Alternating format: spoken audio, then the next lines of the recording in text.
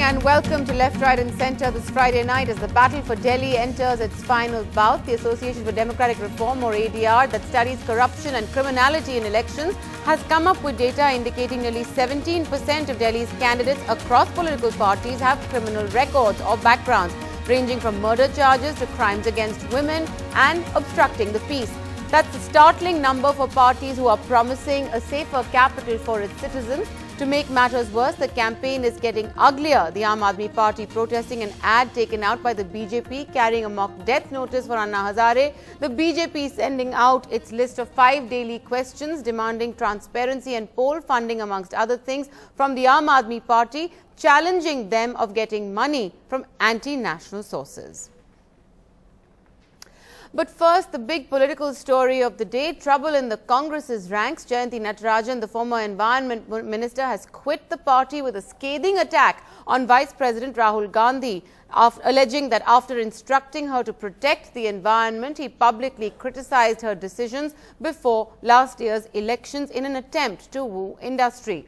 The Congress has hit back with dirt on Jayanti, questioned why, when she was minister, would she ask for files to be sent to Chennai and meet industrialists there.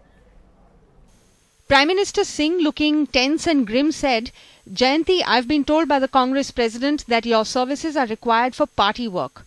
I received specific requests, which used to be directives for us, from Shri Rahul Gandhi.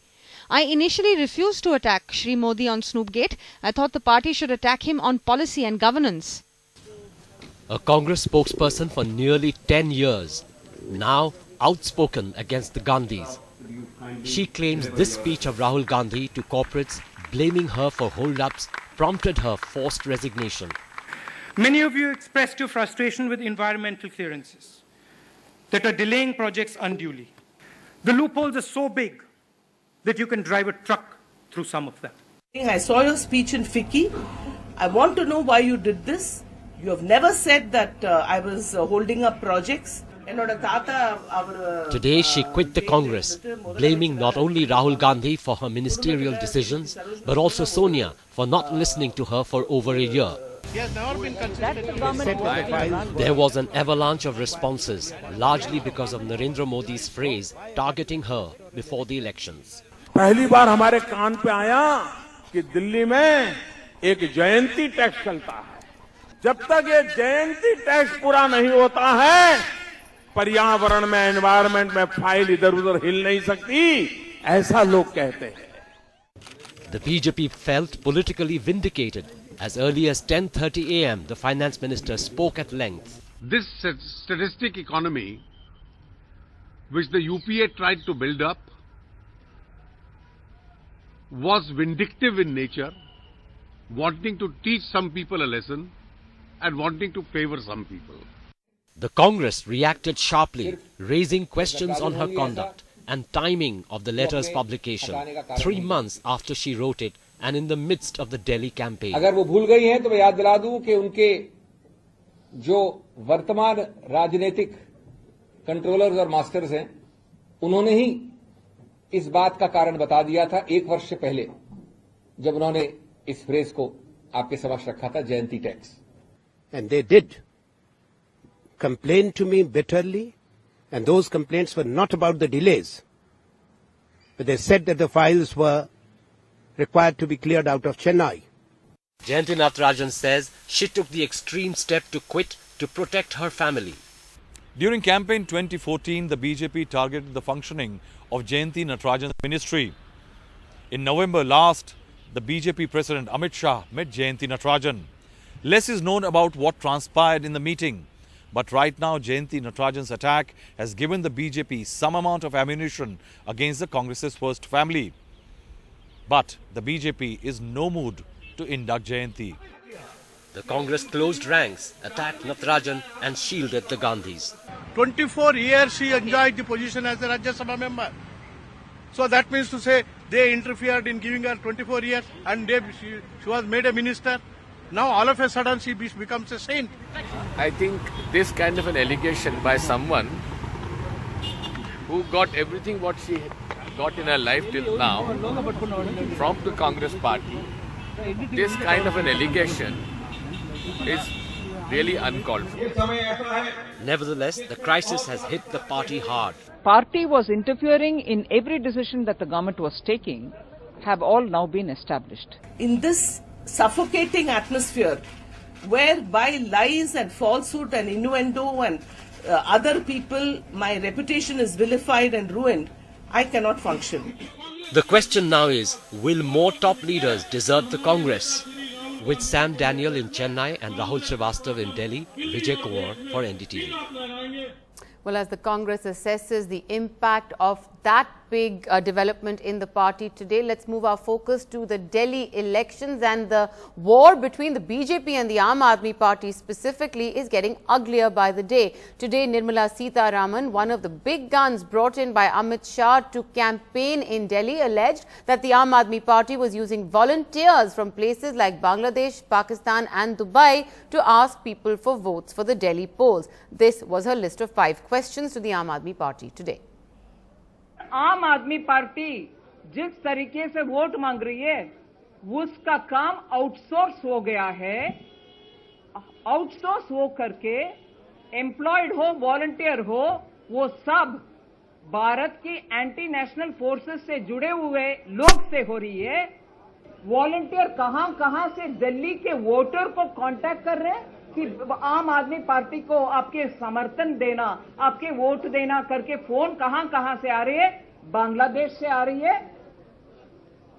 Dubai इस इलाके से आ रही है और कुछ इधर पाकिस्तान के नजदीक वाले क्षेत्र से भी आ रही है। इसका पिक्चर हमने नहीं बनाया, ये मैप आम आदमी पार्टी का वेबसाइट में ही था, उसका पिक्चर आपको देंगे हम ये पूछना चाहते हैं आम आदमी पार्टी से, क्या समर्थन करने के लिए वॉलंटियर्स दिल्ली में नहीं मिले आपको? Right. Well, that was Nirmala Sitharaman with her list of 5 questions. One of them, of course, also includes a question on why women members are leaving the Aam Aadmi Party. Well, that's a question that perhaps the BJP also has to answer about its own campaigns today. Smriti Irani was campaigning in Delhi earlier this evening and has not referred even once to the party's chief ministerial candidate, Kiran Bedi. So that's, of course, raised some eyebrows as well. My colleague Tanima Biswas joining me for more. Tanima, give us a sense of what the controversy is that's raging around whether or not Kiran Bedi was mentioned by Smriti Irani or not. That's right, Maya, as you were mentioning, that there were several rallies that Smriti Irani was doing today related to the run-up to the Delhi elections, that BJP is carrying out an offensive against Aam Aadmi Party and also making comments against Congress. But during this entire speech that we heard, it was a 5 or 10 minute speech by Smriti Irani at Keshavpuram in West Delhi, where she talked about the Prime Minister, Mr. Modi, and his developmental vision, and the fact that several parliamentary constituencies during last year had voted for Mr. Modi to be the Prime Minister, about his vision in terms of development and also about women's security. But not even once during her short speech did she mention about Kiran Bedi or about the fact that Ms. Bedi also has in fact spoken out about women's security and about the fact that that is one of the main planks on which she is campaigning this time for the BJP. Not once did Smriti Irani mention Ms. Bedi's name, and in fact this we have seen repeatedly in several of her rallies. But when this question was actually posed to her off camera, Ms. Irani basically said that she agrees with her national president's, party president's decision, the fact that Ms. Kiran Bedi is being projected as the chief ministerial candidate, and she accepts it. That's what she left it at. Maya?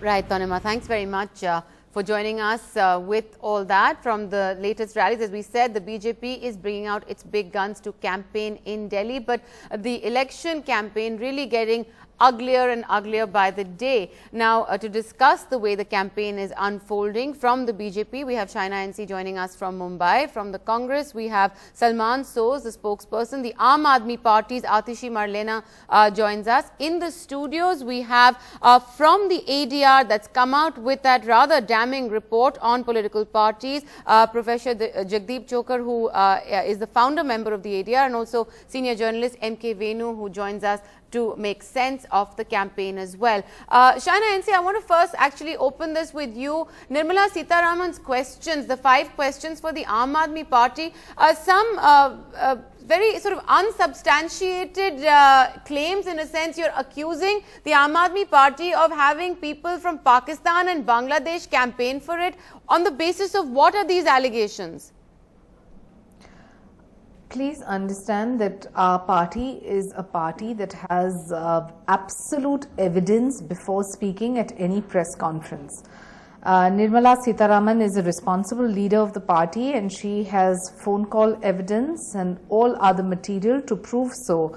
If the Aam Aadmi Party feels that infiltrators and people who are not of Indian nationals should be campaigning for them, then it's their prerogative. But it's our prerogative too to highlight to the voter that there are all kinds of infiltrators who are supporting under the garb of this AAP party. And they have a usual practice of alleging towards other parties. It's time for them to now answer as well. All right. Aam Aadmi Party, answer that, because Shaina NC is making the point. Nirmala Sitharaman is a very senior, respected member of the BJP, senior minister in the cabinet, is not going to be making statements without making sure she has the evidence to back them up. They're accusing you of not being vigilant enough in the people you have out there campaigning for you.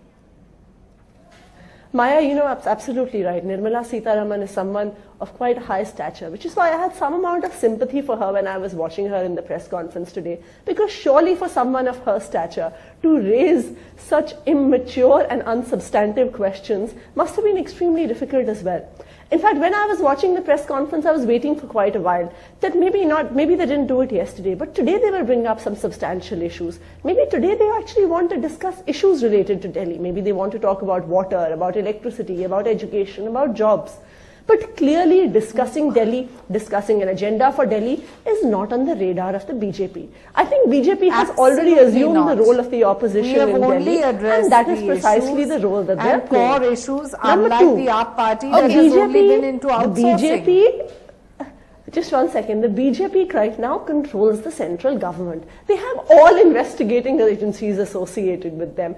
If there is any, not 1%, if there is any issues regarding Aam Aadmi Party, be it funding, be it the sort of people supporting us, etc., I would welcome an investigation. Okay. Just point number 3 that I would like to make very quickly, Atishi, that finally, I think that the various moves that the BJP has been making is largely because of desperation. They now realize that Aam Aadmi Party has moved far ahead. The Aam Aadmi Party is saying, Shaina NC and Atishi Marlena, let the others speak. People all the time, but not all the people all the time. Okay. Shaina NC and Atishi Marlena, we've outsourcing your volunteers. Salman Soz, I want you to come in on this with facts.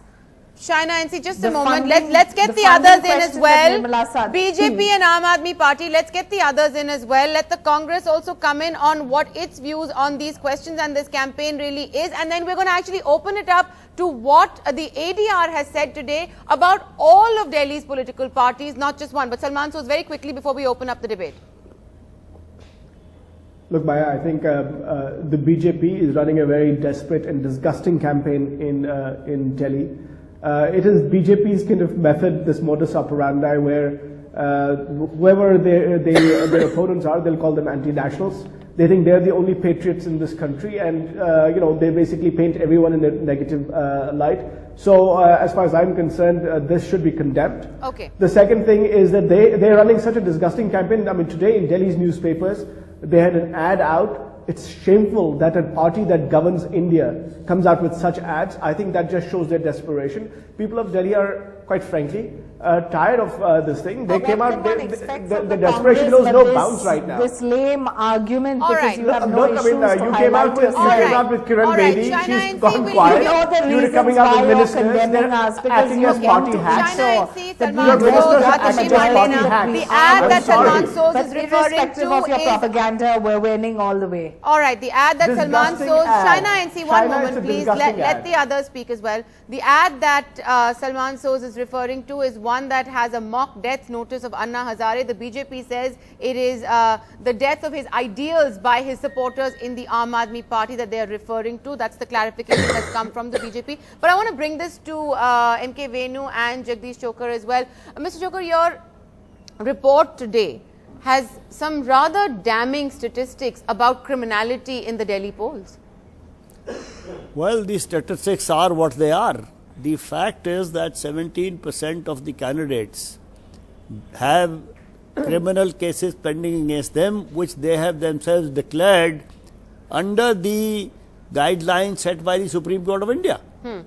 The fact is that it has gone up from 2008 to 2013 and 2015 now. And out of these candidates, just for the sake of our audience, 17 of these candidates are from the BJP, 14 from the Aam Aadmi Party and 11 from the Congress, according to your report today. Yes. Yeah, carry on, sir.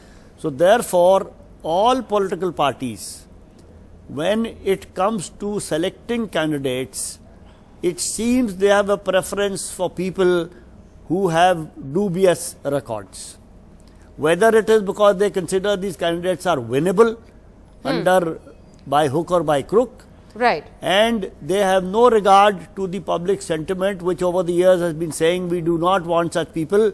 There are 19 constituencies where more than 3 candidates have criminal records against them. Okay, and these criminal records range from murder, attempt to murder, crimes against women, sitting on dharnas for which they've had criminal charges as well. Venu, Mr. Chokar, talking about winnability, obviously we know winnability must be a priority for every political party and its candidates, but where do these parties draw the line? Because Delhi also, in the last poll where we saw the hung assembly, has been about cleaning up the political system. Sure. And we're dealing with these candidates again today.